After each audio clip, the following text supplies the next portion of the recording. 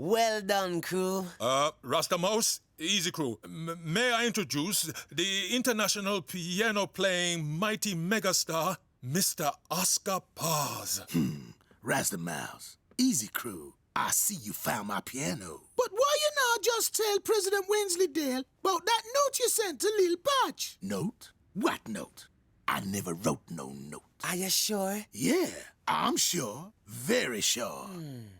Okay. You know, this piano look cool. You know what I'm saying? You mind if me have a go?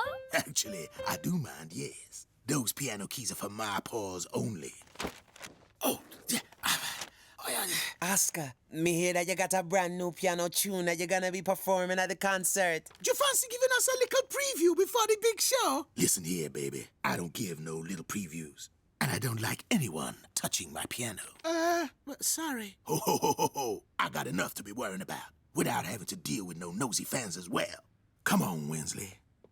Why, that is one stressed out pianist. And it must be some kind of genius to play that new piano tune from memory with no music. What you talking about, no music, Zuma? Those papers that his new piano tune was supposed to be written on, them were completely blank. Oh, me see. Time to head back to the studio.